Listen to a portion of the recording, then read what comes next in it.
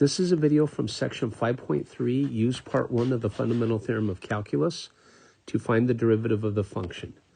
G of x is going to be the integral from 1 to x of natural log of 1 plus t squared dt. So g prime of x, if I want the derivative, I'm going to copy the natural log down, but I'm going to replace x. I'm going to replace t with x. So in other words, I'm going to write down that integrand, but instead of a t, I have an x. So g prime of x will be natural log of 1 plus x squared. That's the derivative in a nutshell. So if we want example 2, suppose we had h of u is the integral from 0 to u of square root of t over t plus 1 dt. So if I want h prime of u, I'm going to replace t with u. So I get square root of u in the numerator, and I get u plus 1 in the denominator. And it happens that quickly. Now, example 3.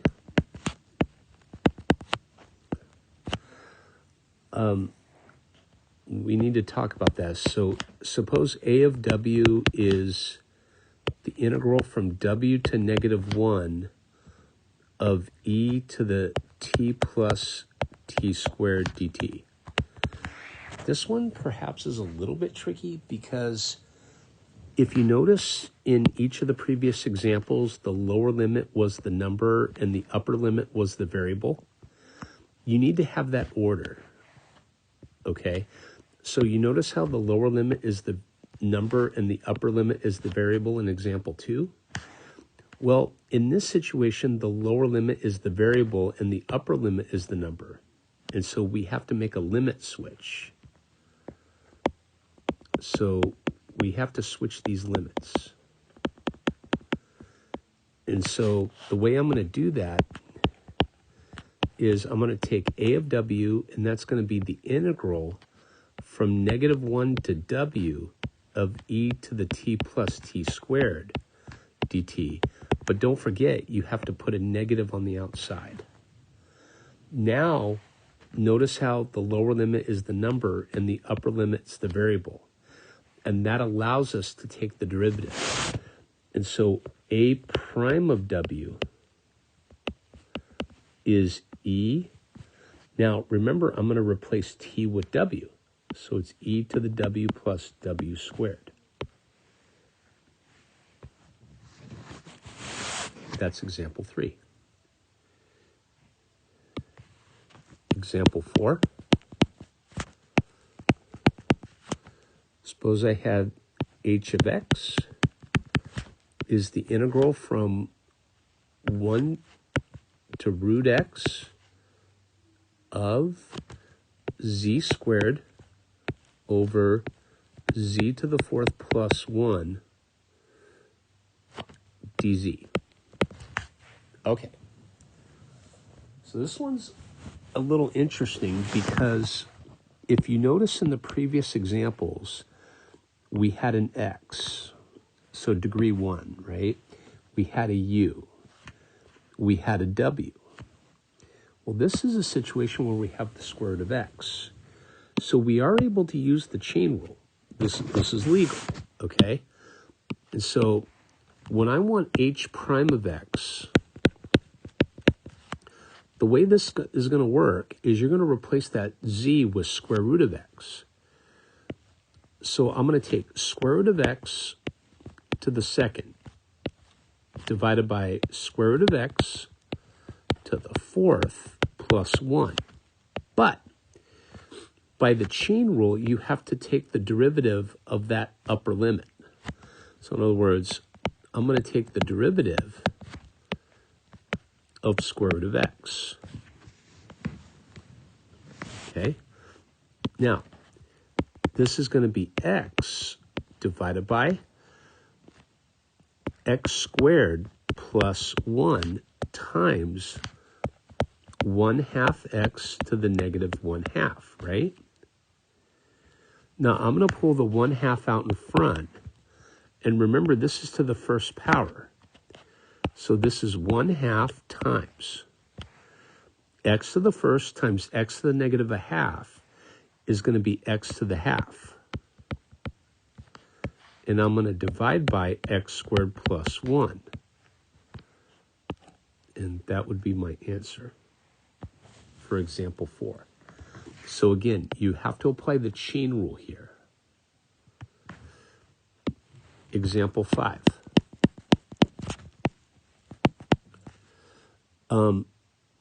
Suppose I had this one. Suppose y. So again, we're going to do another chain rule type problem.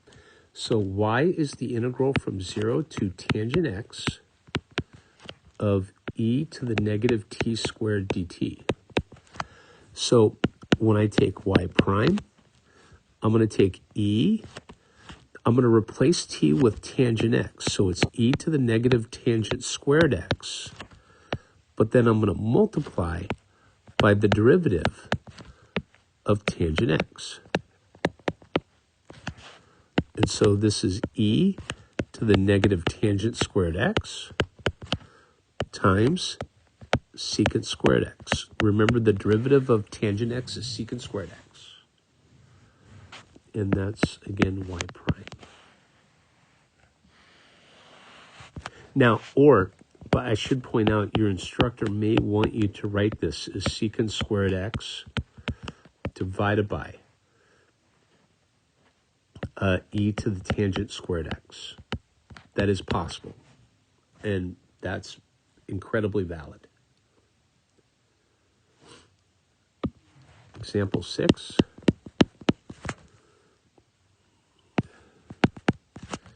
Suppose I had y is the integral from 1 over x to 4 of the square root of 1 plus 1 over t dt.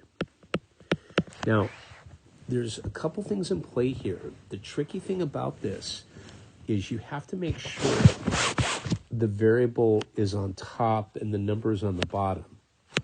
So I have to write this as negative the integral from 4 to 1 over x of the square root of 1 plus 1 over t dt. Now, this is legal because what I'm going to do is I'm going to replace t with 1 over x when I take the derivative, okay? And so I'm going to get negative the square root of 1 plus 1 over x times the derivative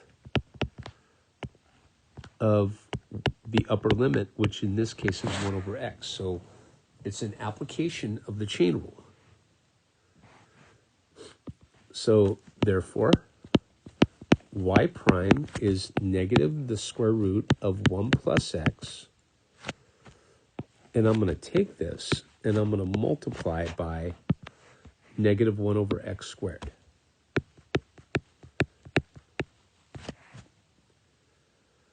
And so if I were to simplify, I would say y prime is square root of 1 plus x divided by x squared. And that's how that works. I want to give you a couple more.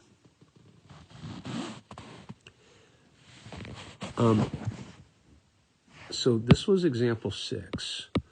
I want to give you example 7.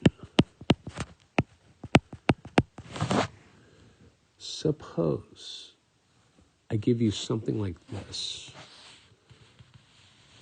Suppose I give you f of x is the integral from x to x squared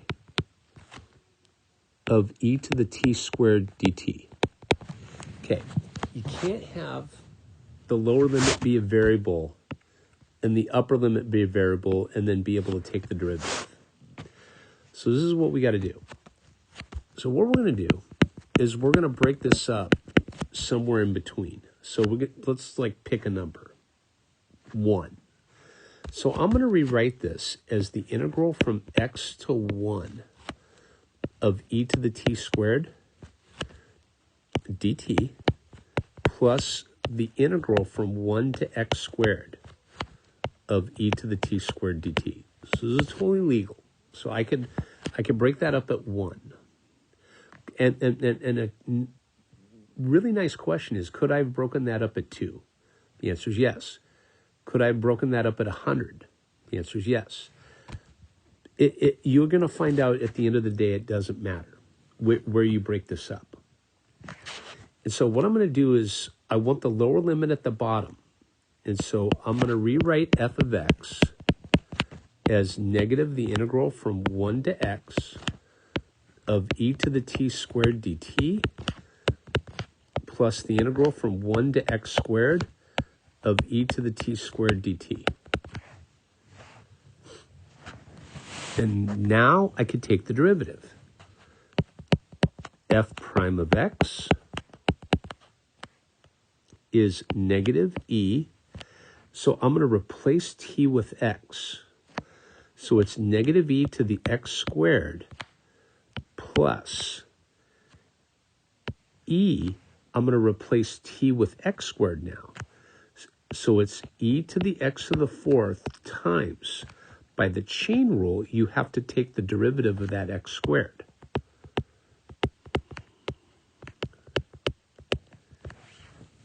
Okay?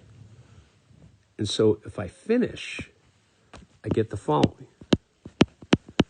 F prime of x is 2x e to the x to the 4th. And then I'm going to go minus e to the x squared. And I want to do one more problem like that because it's a little unique. And so what if we did this one? We'll call this example 8, and this will be our last video for this. Suppose y is the integral from cosine x to sine x of natural log of 1 plus 2v dv. So we're going to pick a number to break this up at. Again, you want to make it a bit convenient, so I'm going to choose 1. So y is the integral from cosine x to 1 of natural log of 1 plus 2v dv plus the integral from 1 to sine x of natural log of 1 plus 2v dv. And remember, I want the lower limit to be a number, right? And so I have to switch the limits on the first term. So this is negative the integral from 1 to cosine x of natural log of 1 plus 2v dv plus the integral from 1 to sine x of natural log of 1 plus 2v dv. Now I'm in a position to take the derivative and apply the chain rule. So if I want y prime, let's take the second term first. So I'm going to replace v with sine x. So I'm going to take natural log of 1 plus 2 sine x. But remember, you have to take the derivative of that upper limit. And the derivative of sine x is cosine x. Right? And then I'm going to come over here and I'm going to take negative natural log of 1 plus 2 sine, negative natural log of 1 plus, what is it? 2 cosine x. So I'm replacing v with that upper limit.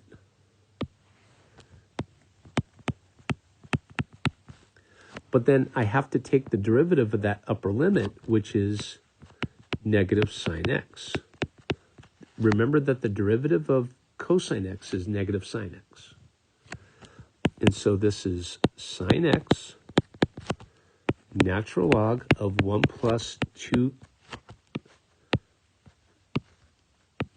cosine x plus cosine x, natural log of 1 plus 2 sine x. And that'll conclude this video for section 5.3. And this is on the fundamental theorem of calculus, part 1, and we worked out 8 examples. So we did all these. Okay, thank you.